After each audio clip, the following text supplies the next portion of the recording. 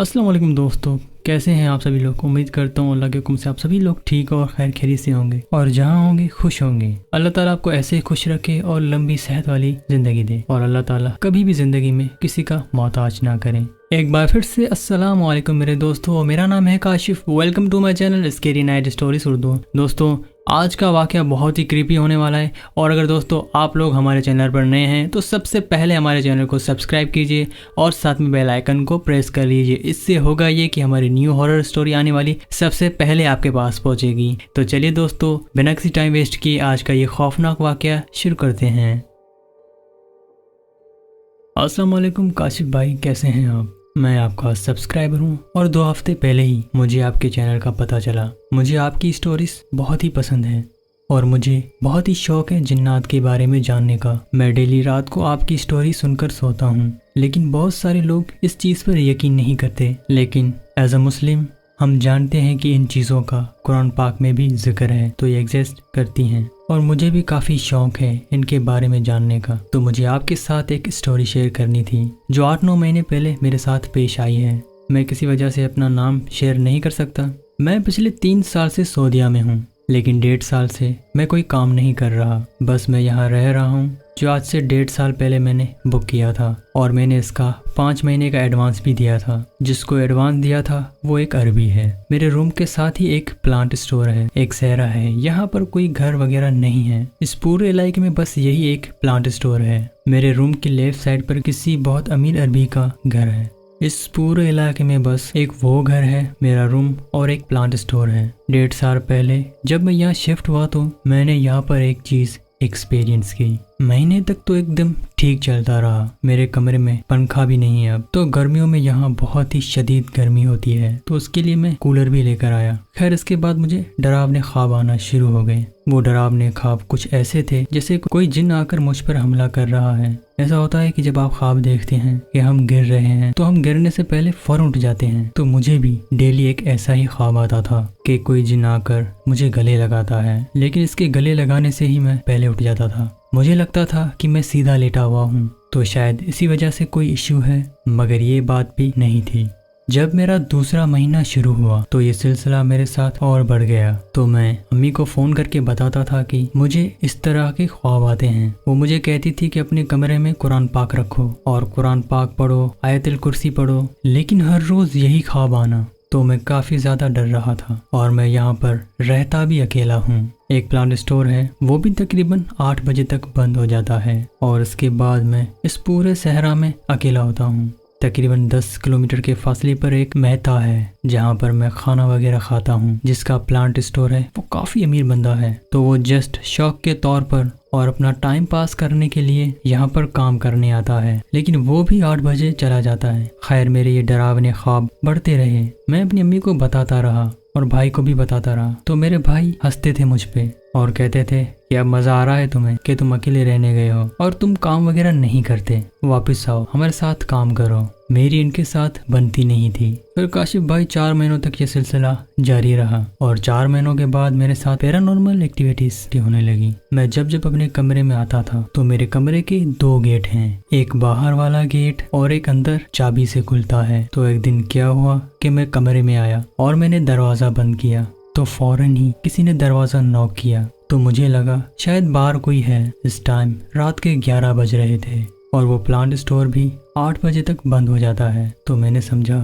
कि मजदूर वगैरह होगा, तो मैंने जैसे ही गेट खोला बाहर कोई भी नहीं था। ये पहली एक्टिविटी थी जो मेरे साथ हुई थी। मैंने सोचा हो सकता है कि मुझे कोई तंग कर रहा हो, क्योंकि यहाँ जो अरबी होते हैं वो लोगों के साथ काफ़ी इस तरह के मजाक करते हैं। तो मेरे दिमाग में यही ख्याल आता रहा कि हो सकता है कि मुझे कोई डराने की कोशिश कर रहा हो। खैर मैंने दरवाज़ा बंद किया और मैं अंदर आया। मेरी वो रात तो गुजर गई। मैं काफ़ी डरने लगा और मैं ये सोचता रहा कि गेट पर कौन था, किसने नॉक किया होगा। मेरे कमरे में एक खिड़की टाइप जगह है जहाँ पर खिड़की नहीं लगी हुई और उसके आगे एक गटर टाइप की जगह बनी हुई है। इस जगह पर सारी रेत ही रेत है। एक कमरे के साइज की जितनी जगह है वो मैंने इस जगह पर एक तड़पाल डालकर उसको बंद किया हुआ है, क्योंकि वहां से मच्छर वगैरह आते हैं। अगर कोई तूफान वगैरह आए तो रेत वगैरह अंदर आती है, तो इसलिए मैंने वो वहां पर लगाया हुआ है। तो फिर अगले दिन क्या हुआ कि मैं बैठा हुआ था और ये तरपाल मेरे बेड से सामने नजर आती है। मेरे कमरे का दरवाजा नहीं है, बाहर सिर्फ सिंक है और फिर वॉशरूम है। तो मेरे सामने ही ये तरपाल गिर जाती है। तो मैंने इसे वाइपर वगैरह से बांधा हुआ है, वो हवा के साथ भी नहीं गिरता क्योंकि मैंने नीचे भी जुगाड़ लगाया हुआ है। तो वो अचानक से नीचे गिर पड़ा। तो मैंने सोचा कि शायद हवा होगी, लेकिन जितनी भी हवा तेज चले वो कभी भी नहीं गिरा। मैंने सोचा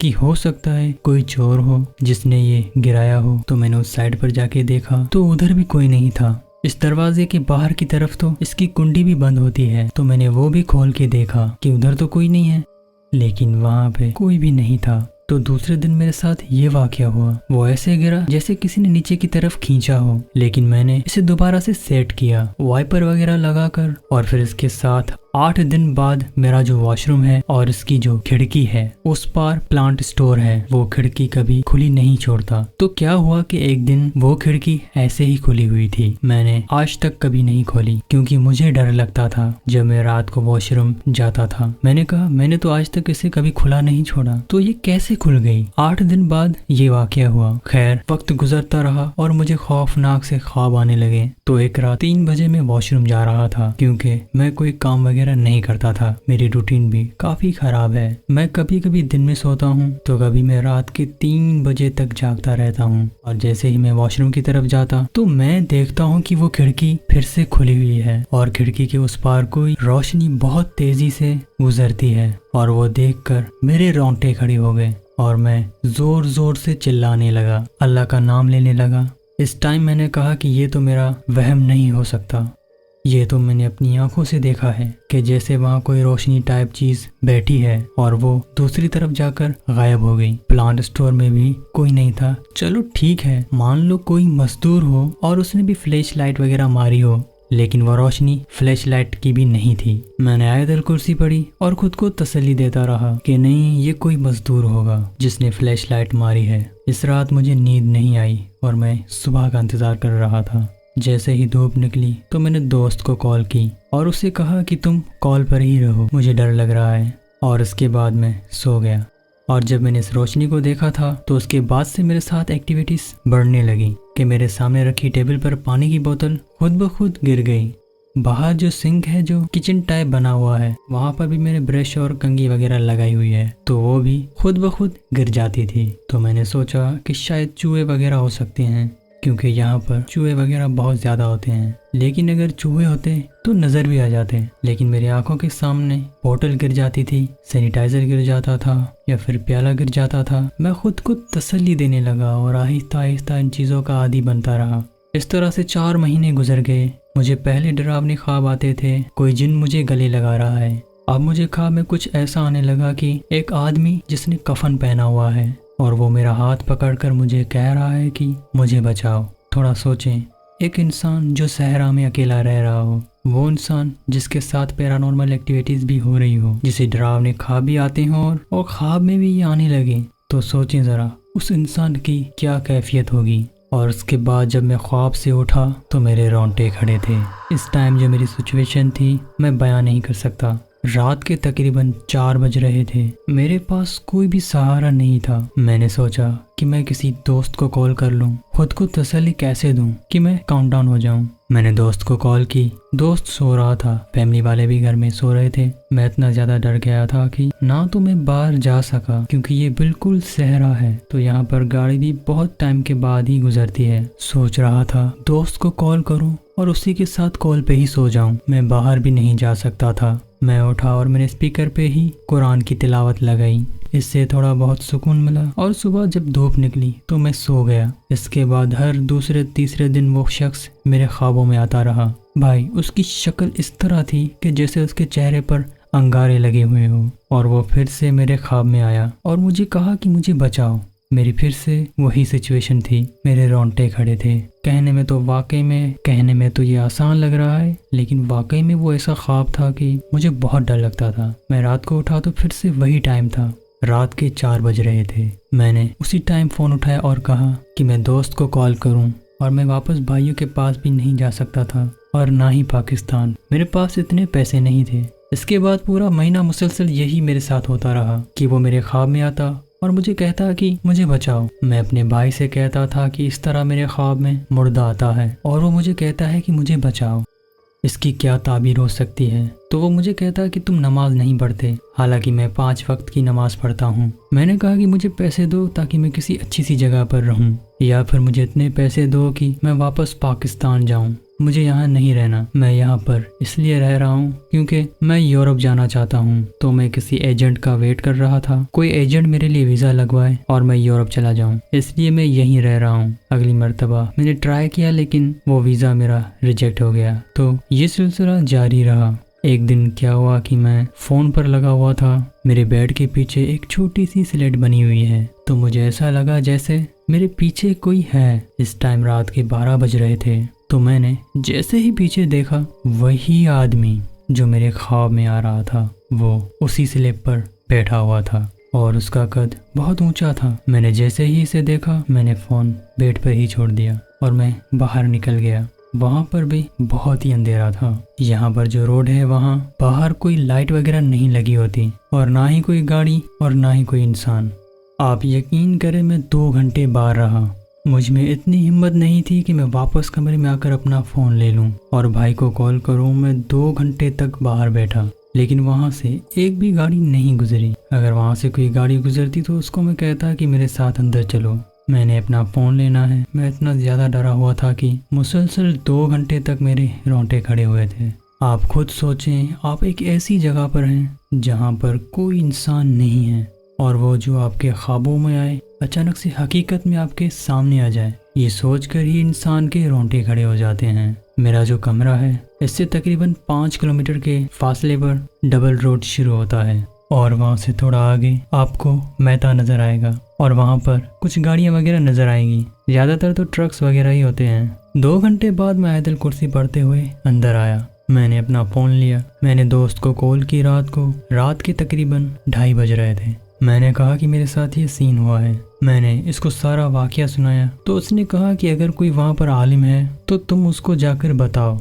मैंने कहा कि मैं भाइयों को बता रहा हूँ, लेकिन वो मुझ पर हंस रहे हैं, मेरी मदद नहीं कर रहे हैं। तो उसने मुझसे कहा कि अपने ख्वाब की ताबीर किसी आलिम से पूछो। मैंने कहा ख्वाब छोड़ो, मुझे तो वो बंदा हकीकत में नज़र आया और मैं भाई से कह रहा था कि मुझे पैसे दो ताकि मैं पाकिस्तान चला जाऊं या फिर किसी और जगह शिफ्ट हो जाऊं। मैंने 2 दफ़ा इस जगह का रेंट दिया था और अब मेरे पास इतने पैसे नहीं थे तो मैं अपने चाचू को बता देता हूँ। वो एक आलिम है। मेरे चाचू भी 120 किलोमीटर के फासले पर रहते हैं। मैंने अपने चाचू को सारा वाकया बताया तो उन्होंने मुझे कहा कि तुम नीचे ज़मीन पर बैठो, मैं कुछ करता हूँ। मैंने कहा कि आप क्या करने वाले हैं? तो उन्होंने कहा कि मुझ पर भरोसा रखो और फिर मैं एकदम से बेहोश हो गया और उसके बाद मुझे नहीं पता कि क्या हुआ। फिर बाद में मैंने अपने चाचू से पूछा तो उन्होंने कहा कि हाँ, पुलिस को बुलाते हैं। तो फिर मैंने पुलिस को कॉल की। उन्होंने कहा कि आप किस जगह पर हैं। हमने उन्हें अपनी लोकेशन बताई तो उन्होंने कहा कि जो भी आपके लोकेशन के करीब होंगे हम उनको आपके पास भेज देंगे, तब तक आप वेट करते रहें। इसके बाद मैंने चाचू से कहा कि मुझे बताएं तो सही, आखिर हुआ क्या है। उन्होंने कहा कि पहले ये मसला हल हो जाने दो, फिर मैं बताऊंगा। जैसा कि मैंने पहले आपको बताया था, मेरे कमरे के साथ एक जगह है जहाँ पर मैंने तरपाल लगाई हुई है, जहाँ पर गटर सा बना हुआ है और बहुत ज़्यादा रेत है। तो जब पुलिस आई तो मेरे चाचू ने पुलिस को बताया कि हमने ये जगह खोदनी है। तो साथ जो प्लांट स्टोर था वहाँ से हमने खुदाई के लिए सारी चीज़ें ली और हम इस जगह को खुदवाने लगे। और आप यकीन करें, इस जगह पर एक डेड बॉडी पड़ी हुई थी। मेरे चाचू ने पुलिस को इसलिए बुलाया था, शायद किसी ने वहाँ पर कोई मर्डर किया था। और जहाँ तक मुझे लगता है, यहाँ पर जो एक अरबी था वो सही आदमी नहीं था, काफ़ी बदमाश टाइप का है। तो उसने मुझे पहले कहा भी था कि तुम इस साइड पर कचरा नहीं गिराना, ये जो साइड पर जगह है इससे तुम्हारा कोई लेना देना नहीं,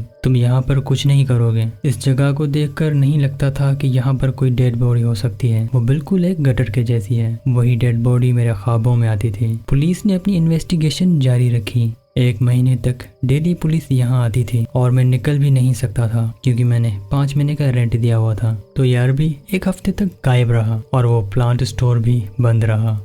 जब मैं बेहोश हुआ तो मेरे चाचू ने मुझे बताया कि मैंने तुम्हें पोजेस्ड किया था। यहाँ पर जिन्नात के असरात भी थे और डेड बॉडी की वजह से जिन इशारा करते करते तुम्हें वहां तक ले गया। इन्होंने इशारा किया कि यहाँ पर कुछ है। वो जिन अरबी थे और वो अरबी जुबान में बात कर रहे थे। इन्होंने पुलिस को इसीलिए ही बुलाया था, यानी मेरे चाचू के मौकिलात थे कि ऐसा ना हो कि हम यहाँ पर खुदाई करें और डेड बॉडी को हमारे हाथ लगे या जो भी चीज वहाँ पर है कि कहीं पुलिस हमें ना पकड़ ले कि ये मर्डर हमने किया है। इसलिए हमने पहले पुलिस को बुलाया और फिर वहाँ से डेड बॉडी निकलवाई और फिर वहाँ से डेड बॉडी निकलवाई और फिर वो केस चलता रहा। मुझे नहीं पता कि इसका क्या फैसला हुआ और वो मर्डर किसने किया था। मैंने पुलिस को बताया भी था कि इस अरबी ने मुझे मना किया था कि तुम इस साइड पर नहीं जाना। जब मैंने वो बताया तो उसके बाद वो 1 हफ्ता प्लांट बंद रहा था। पता नहीं वो डेड बॉडी किसकी थी और कौन उसे वहाँ दफना गया था।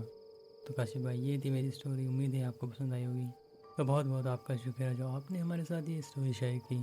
तो दोस्तों, मैं उम्मीद करता हूँ कि आपको आज की ये स्टोरी बहुत ही अच्छी लगी होगी और अगर वीडियो अच्छी लगी हो तो प्लीज़ वीडियो को लाइक करना मत भूलिए। और अगर आप कोई मुझसे स्टोरी शेयर करना चाहते हैं तो मेरे डिस्क्रिप्शन में अपना व्हाट्सएप नंबर दिया हुआ है, जहाँ पर जाकर आप टेक्स्ट पे या वॉइस करके स्टोरी सेंड कर सकते हैं। मिलते हैं अगली एक और स्टोरी में, तब तक के लिए अल्लाह हाफिज़।